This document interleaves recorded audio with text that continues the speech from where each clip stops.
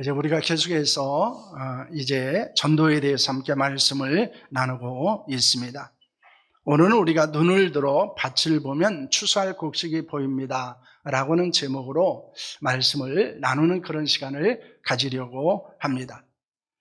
우리가 지난주에 살펴본 대로 이 사마리아 지역은 북이스라엘의 수도였습니다. 아술에서 멸망을 당하고 이방인들이 이곳에 이주하면서 이제 이스라엘 백성들과 결혼하고 혼혈 인종들이 태어나게 되고, 또 이방인들이 들어오면서 자연스럽게 이방의 신들을 가지고 들어오고, 그리고 유대인들이 그 신을 섬기는, 그래서 혼잡한 그런 종교 신앙의 현상들도 보이게 되었습니다. 그러므로 유대인들은 이 사마리아 사람들과는 상종도 하지 않았습니다. 그런 사마리아 사람들에게 예수님은 복음을 전하셨고, 또 복음을 전할 것을 명령하셨던 것을 볼 수 있습니다.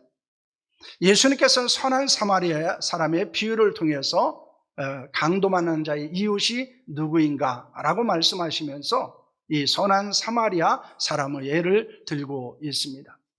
10명의 나병 환자들이 예수님께 치료를 받았습니다. 그런데 한 사람만이 돌아와서 감사를 하게 되는데, 그 사람도 역시 사마리아 사람들이었습니다.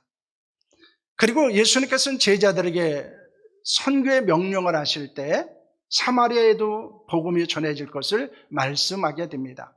그래서 스데반의 순교 이후에 이제 예루살렘의 교회 박해가 시작되어졌을 때 빌립 집사가 들어가서 전도했던 것도 이 사마리아 지역이었습니다.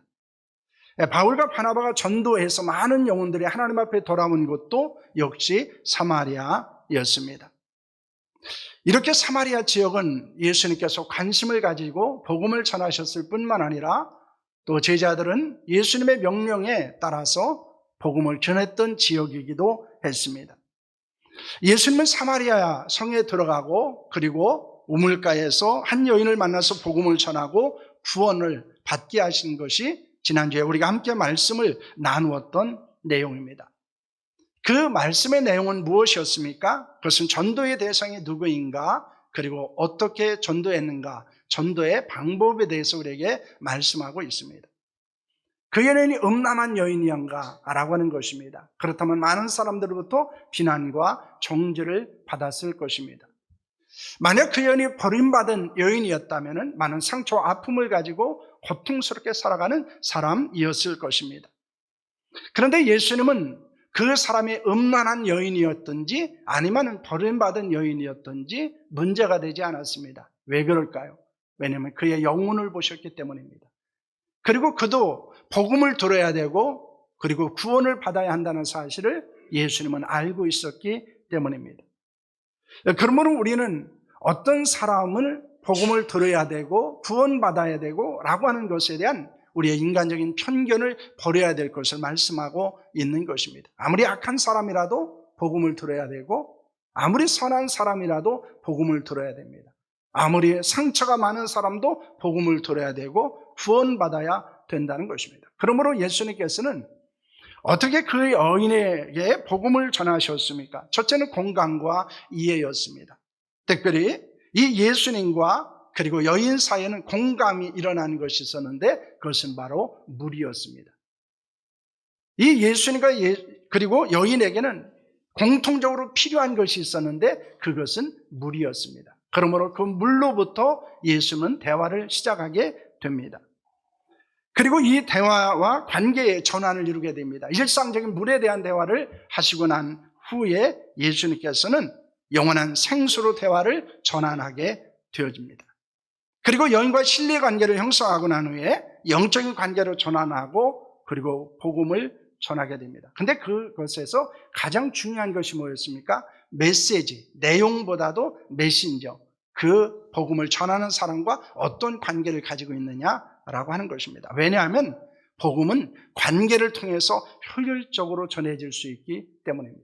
아무리 내가 복음을 전한다 하더라도 그 사람과 나의 관계가 잘못되어졌거나 아니면 좋지 않으면 내가 전하는 복음은 그 사람에게 전달되지 않는다는 것입니다. 그래서 메시지보다도 사실은 메신저가 기본적인 것을 보여주고 있습니다.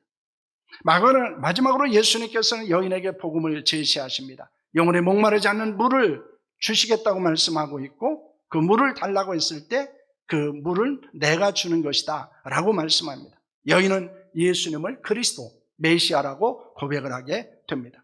그리고 자신에게 일어난 일에 대해서 동네에 들어가서 간증을 하게 되어지고, 많은 사람들이 예수님께 나오고 예수님께서 말씀을 듣고 그들은 믿고 구원을 얻었다라고 하는 것이 지난주에 우리가 살펴봤던 말씀입니다. 오늘의 말씀은 무엇에 대한 것입니까? 예수님께서 여인과 대화를 하실 때 제자들이 돌아왔습니다. 그리고 제자들은 예수님과 여인의 대화에 대해서 궁금해하진 않았습니다. 예수님은 제자들과 대화를 하시면서 그 대화 가운데서 우리가 어떻게 복음을 전해야 되는지, 그리고 제자들과 예수님 사이에는 어떤 차이점이 있었는지를 우리에게 보여주고 있습니다. 그 차이가 무엇입니까? 복음을 전하느냐 전하지 않느냐를 결정하게 만든다는 것입니다. 예수님과 제자들에게 있는 차이가 무엇이었는가라고 하는 것은 매우 중요한 것입니다. 첫째는 관심의 차이를 볼 수 있습니다. 요한복음 4장 27절 말씀입니다. 함께합니다. 이때 제자들이 돌아와서 예수께서 여자와 말씀하시는 것을 이상히 여겼으나 무엇을 구하시나이가 어찌하여 그와 말씀하시니까 묻는 자가 없더라 라고는 말씀을 합니다. 제자들은 돌아왔습니다. 예수님께서 사마리아 여인과 대화하는 것을 이상히 여기기는 했습니다. 하지만 무엇을 구하고 계십니까? 어찌하여 그 여인과 말씀을 나누고 있습니까? 라고 묻는 사람이 없었다는 것입니다. 예수님은 여인에게 관심이 있었습니다. 제자들은 여인에게 관심이 없었습니다. 여러분, 누가 복음을 전할 수 있을까요? 사람에게 관심 있는 사람이 복음을 전합니다. 특히 그 사람의 영적인 상황이나 상태에 관심 있는 사람이 복음을 전합니다. 사람들은 그냥 외적으로 보이는 데 관심이 있을 수는 있지만은 그 사람의 영적인 데는 관심이 없다는 것입니다. 그러므로 영적 관심을 가지고 사람들을 봐야 합니다. 그러면 그 사람의 영적인 상황이나 상태를 분별하게 되고 복음을 전할 수 있습니다. 그래서 우리는 사람에게 관심을 가져야 됩니다. 특히 그 관심은 그 사람의 가진 영적인 상태나 상황이라는 것입니다. 그가 구원받은 사람인가, 구원받지 못한 사람인가 라는 것입니다. 두 번째 관심은 양식에 대한 것이었습니다. 요한복음 4장 33절, 34절 말씀입니다. 함께합니다. 제자들이 서로 말하되 누가 잡수실 것을 갖다 드리는가 하니 예수께서 이르시되 나의 양식은 나를 보내신 이의 뜻을 행하며 그의 일을 온전히 이루는 이것이니라는 말씀을 하고 있습니다. 제자들은 누가 잡수실 것, 양식을 갖다 드렸는가? 라고 합니다. 예수 뭐라고 말씀합니까? 나의 양식은 나를 보내신 이의 뜻을 행하고 그의 일을 온전히 이루는 것이니라 라는 말씀을 합니다. 여러분, 여기에서 양식에 대해서 제자들과 예수님은 말하고 있습니다. 그러나 그 의미는 서로 다르다는 것입니다. 제자들은 먹고 배부르게 하는 양식에 관심이 있었습니다. 반면에 양식은 예수님의 양식은 뭡니까? 자신을 보내신 하나님의 뜻을 행하고 온전히 이루는 것이다 라고 말합니다. 그렇다면 예수님에게서의 양식은 사명을 말씀하고 있는 것입니다. 그러므로 제자들은 먹고 마시는 양식에 대해서 이야기한다면, 관심이 있었다면 예수님은 사명에 관심을 가지고 있었다는 것입니다. 여러분, 누가 복음을 전할 수 있습니까? 무엇을 먹을까 마실까에 관심이 있으면 복음을 전할 수 없다는 것입니다. 예수님에게 있는 사명, 그것은 예수님의 존재의 의미와 목적과 능력이었습니다. 삶의 이유이기도 했습니다. 여러분, 복음을 전하는 것이 우리의 양식입니다. 우리의 사명입니다. 우리의 존재의 의미입니다. 존재 목적입니다. 우리의 존재의 가치를 드러나는 것은 바로 복음을 전하는 데 있다는 것입니다. 그 사명에 관심을 가질 때 우리는 복음을 전하는 자로 살아갈 수 있습니다. 여러분, 직장 다니는 것도 먹고 마시는 것을 얻기 위해서 직장 다니는 것이 아닙니다. 우리 학생들이 학교에서 공부하는 것도 먹고 마시는 것을 나중에 얻기 위해서 다니는 것이 아니라는 거예요. 그것은 다 무엇을 위한 것입니까? 선교의 장입니다. 학교도 선교의 장이고 직장도 선교의 장입니다. 단순히 먹을 것을 얻고 마실 것을 얻는 것이 궁극적인 목적이 아니라는 것을 말씀하고 있는 것입니다. 여러분, 그렇기 때문에 우리는 예수님과 제자들의 관심이 왜 달랐는가, 무엇이 달랐는가를 우리는 살펴볼 필요가 있다는 것입니다. 사람에게 관심을 가져야 합니다. 그리고 우리의 사명에 관심을 가질 수 있기를 축원합니다. 그럼 우리는 복음을 전할 수 있습니다. 둘째는 관점의 차이를 발견하게 된다는 것입니다. 예수님과 제자들 사이는 시간에 대한 관점이 달랐습니다. 35절 말씀입니다. 함께합니다. 너희는 넉 달이 지나야 추수할 때가 이르겠다 하지 아니하느냐. 그러나 나는 너희에게 이르노니 너희 눈을 들어 밭을 보라. 씌어져 추수하게 되었도다 라고 말씀합니다. 여러분, 그들은 넉 달이 되어야 추수할 때가 된다라고 말합니다. 예수님은 뭐라고 말씀합니까? 지금이 씌어져 추수하게 될 때라고 말씀하고 있습니다. 여러분, 이 시간적인 관점이 제자들과 예수님의 차이를 드러내게 됩니다. 제자들은 아직 때가 되지 않았다고 말합니다. 예수님은 지금의 때라고 말씀하고 있는 것입니다. 여러분, 우리가 복음을 전하는 데 있어서도 마찬가지입니다. 어떤 사람은 다음에 복음을 전할 기회가 올 것이라고 생각을 합니다. 그런데 어떤 사람은 이번이 복음을 전할 마지막 기회라고 생각을 하기도 합니다. 오늘 우리는 예배 시간에 VIP, 즉 전도 대상자를 작정하고 복음을 전할 기회를 가질 것입니다. 이번에 하지 못하면 다음에 할 수 있다는 여유 있는 생각이 우리에게 있을 수 있습니다. 그런데 그것은 우리에게 오해일 수 있다는 것입니다. 왜냐하면 내가 그 사람의 복음을 전할 기회가 내가 다시 올 수도 없습니다. 예전에 어떤 전도 강사가 고백하는 것을 들은 적이 있습니다. 그분이 교회에 참석을 하고 예배에 참석했는데 그분에게 복음을 전하려고 하는 성령의 강력한 감동이 있었는데 그냥 무시했다는 거예요. 그런데 어떤 일이 일어났습니까? 그분이 예배에 참석하고 집으로 돌아가다가 교통사고로 돌아가셨다는 거예요. 그때 그 목사님은 굉장한 죄책감을 느꼈습니다. 제가 어렸을 때 신앙생활 했을 때 그 목사님도 그런 고백을 한 적이 있습니다. 시골에서 목회를 할 때 논에서 일하고 있는 젊은 청년이, 마을 청년이 있었는데 그는 오토바이를 타고 지나가면서 그 청년에게 꼭 복음을 전해야 된다는 생각을 가지고 있었다는 거예요. 그런데 그날도 그냥 지나갔습니다. 그런데 그 청년도 죽었어요. 복음을 전할 수 있는 길을 얻지 못했습니다. 여러분, 우리가 복음을 전할 마지막 기회, 이것이 어쩌면 이번일 수 있다는 거예요. 그들의 복음을 들을 수 있는 마지막 기회, 어쩌면 이번일 수 있다는 것입니다. 여러분, 시간의 차이는 우리에게 굉장히 중요한 것입니다. 복음을 전하기 위해서는 다음에 차차라고 하는 것이 있을 수도 있지만 긴급성을 느껴야 한다는 사실을 우리에게 보여주고 있습니다. 우리가 복음을 전할 마지막 기회일 수도 있고 그 사람이 복음을 전할 마지막 기회일 수도 있기 때문입니다. 둘째는 기쁨의 차이를 발견합니다. 36절 말씀입니다. 함께합니다. 거두는 자가 이미 삭도 받고 영생 이른 열매를 모아나니 이는 뿌리는 자와 거두는 자가 함께 즐거워하게 하려 함이라. 이 즐거워한다라고 하는 것에 우리는 주목할 필요가 있습니다. 제자들은 씨를 뿌리면 그 열매를 반드시 차분히 거두어야 된다고 생각할 수 있습니다.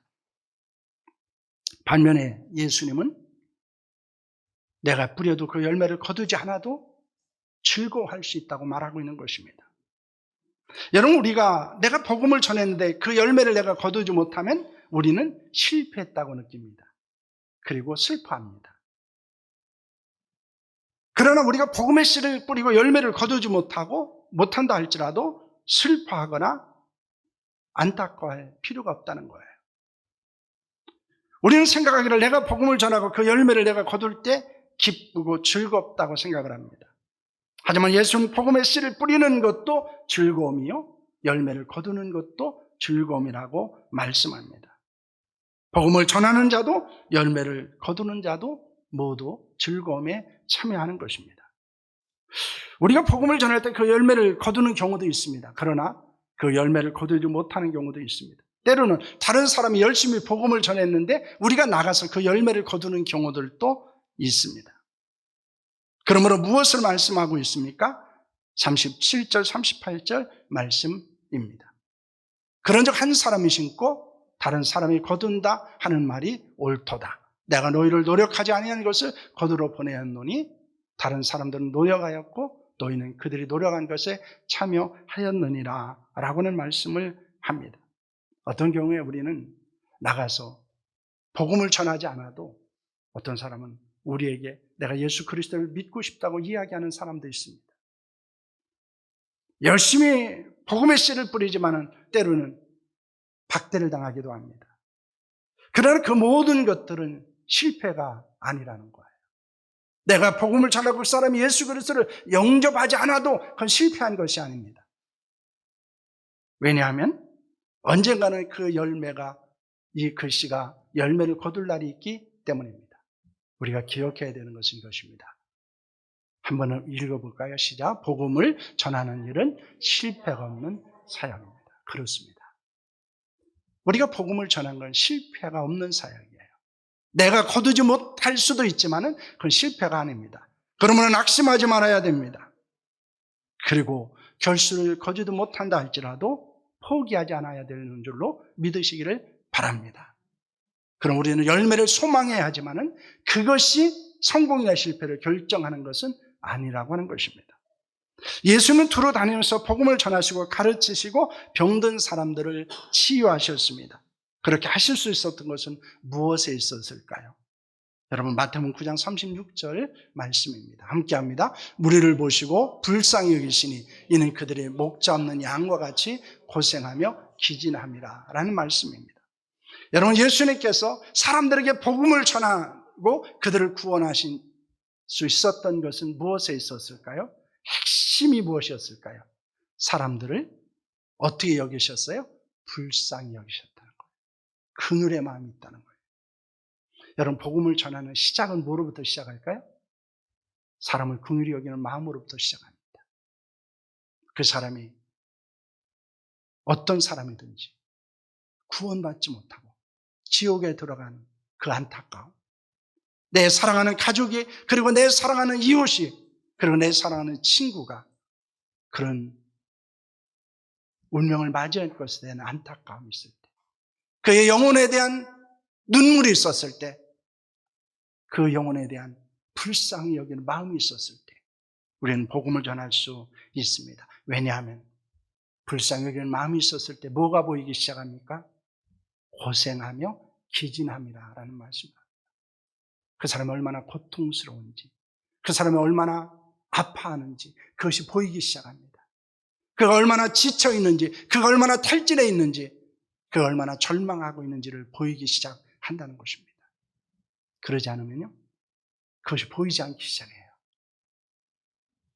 그 사람이 내가 얼마나 잘해주느냐, 얼마나 유익한 거가 보이지, 그 사람의 고통과 아픔이 보이지 않기 시작합니다. 그럼 우리는 복음을 전할 수 없다는 것입니다. 여러분 예수님께서 복음을 전하시는 핵심은 어디에 있었습니까? 무리를 보시고 불쌍히 여기셨기 때문입니다. 불쌍히 여기니까 그들이 목자 없는 양과 같이 고생하고 탈진한 것이 보이기 시작했습니다. 여러분 한번 주위를 둘러보시기 바랍니다. 그리고 그들에 대한 안타까운 불쌍히 여기는 마음, 긍휼의 마음이 회복될 수 있기를 소망합니다. 그러면 그들에게 기도할 수 있어요. 그들에게 복음을 전할 수 있습니다. 하지만 우리에게 그 긍휼의 마음이 없다면 우리는 그들에게 복음을 전할 수 없다는 거예요. 우리가 기도하고 우리가 회복해야 되는 것은 무엇일까요? 긍휼의 마음이에요. 불쌍히 여기는 마음입니다. 그 마음이 우리의 눈을 열게 만듭니다. 그리고 어떤 사람을 다르게 바라볼 수 있게 만든다는 거예요. 그런데 추수할 때가 되어서는 어떤 상황이었습니까? 마태복음 9장 37절, 38절 말씀입니다. 함께합니다. 이에 제자들에게 이르시되 추수할 것이 많되 일꾼이 적으니 그러므로 추수한 주인에게 청하여 추수할 일꾼을 보내어 주소서 하라 하니라. 여기서도 우리가 대조되어진 단어를 말합니다. 추수할 것은 많되 일꾼은 적으니 이렇게 말합니다. 추수할 곡식은 많지만 일꾼이 부족하다고 말씀합니다. 그래서 추수할 일꾼을 보내달라고 하라고 말씀하고 있습니다. 여러분, 복음을 들어야 될 사람은 너무나 많이 있습니다. 그러나 복음을 전하는 일꾼은 적다는 것입니다. 여러분, 제주는 지금 복음화율이 10% 미만입니다. 그러면 90%가 복음을 들어야 될 사람이라는 거예요. 그럼 더 많은 일꾼이 부족하다는 것입니다. 어떤 사람은 이렇게 이야기합니다. 어떤 사람은 교회가 많다고 말합니다. 그런데 실상은 어떨까요? 다닐 만한 교회가 없다는 거예요. 우리가 기억해야 되는 것은 이것입니다. 구원받을 사람이 적은 게 아닙니다. 일꾼이 적은 거예요. 복음을 전하는 사람이 적은 것입니다. 우리 주변에도 어떻습니까? 복음을 들어야 될 사람이 적을까요? 아닙니다. 우리 교회 주변에도 복음 들어야 될 사람은 너무 많습니다. 그런데 뭐가 적습니까? 복음을 전하는 일꾼이 적을 뿐입니다. 여러분, 예수님께서 우리에게 도전하는 것은 그것입니다. 복음을 들어야 될 사람은 많다. 구원받아야 될 사람은 많다. 그러나 일꾼은 적다. 복음을 전하는 사람은 적다는 것입니다. 그래서 하나님께 그 일꾼을 보내달라고 기도하라고 말씀합니다. 아니, 우리가 복음을 전하는 일꾼이 되기를 원하시는 줄로 믿으시기를 바랍니다. 이것이 오늘 본문의 핵심입니다. 복음을 들어야 될 사람, 구원받을 사람이 적은 것이 아니고 많다. 그러나 일꾼이 적다. 그 일꾼을 위해서 기도하라. 그리고 내가 그 일꾼이 되라고 말씀하고 있습니다. 사랑하는 교회, 더 많은 일꾼이 생기기를 소망합니다. 더 많은 일꾼을 하나님이 보내주시기를 소망합니다. 우리는 어떻게 해야 될까요? 35절 말씀입니다. 함께합니다. 너희는 넉 달에 지나야 추수할 때가 이르겠다고 하지 아니하느냐. 그러나 나는 너에게 이루느니 너희 눈을 들어 밭을 보라. 씌어져 추수하게 되었다라고 말합니다. 눈을 들어야 됩니다. 우리의 환경과 상황들을 바라봐야 합니다. 그럼 복음을 전할 사람들이 보이기 시작할 것입니다. 그냥 생기는 것은 아닙니다. 어떤 마음을 가지고요? 불쌍히 여기는 마음, 긍휼히 여기는 마음을 가지고 사람들을 봐야 합니다. 그들의 처한 상황들을 봐야 합니다. 그러면 복음을 전할 사람들을 하나님이 만나게 하실 것입니다. 그들이 복음을 듣고 구원받는 역사가 일어나는 줄로 믿습니다. 예수님의 관심을 가지고 사람들을 보셨으면 합니다. 예수님의 관점을 가지고 보셔야 합니다. 그래야 복음을 전할 사람이 보이기 시작합니다. 그러지 않으면 보이지 않아요. 복음을 전할 사람이 보이질 않아요. 왜냐하면 제자들의 관심이나 관점을 가지고 보면 보이지 않아요. 그러나 예수님의 관심과 관점을 가지고 보면 보이기 시작합니다. 씌어져 추수할 때가 되었다는 것을 알게 됩니다. 그리고 복음의 씨를 뿌릴 수 있고 복음의 열매를 거둘 수 있는 줄로 믿습니다. 우리가 예수님의 긍휼의 마음이 우리에게 있기를 소망합니다. 그 마음으로 예수님의 관심과 관점을 가지고 여러분 밭을 보시길 바랍니다. 밭은 무엇일까요? 우리의 가정일 수도 있고 학교일 수도 있고 직장일 수도 있고 또 우리 주변일 수도 있습니다. 곡식은 무엇일까요? 그 안에 있는 사람들입니다. 학교엔 친구들일 수 있죠. 직장엔 동료일 수 있습니다. 우리 주변에는 이웃일 수 있습니다. 가정에는 가족일 수 있습니다. 그들을 위해서 긍휼의 마음을 가지고 예수님의 관심과 관점으로 바라보고 그리고 복음을 전하고 구원하는 거룩한 역사가 일어날 수 있기를 원합니다. 그것이 우리의 양식입니다. 우리의 사명이라는 것을 믿으시기를 바랍니다.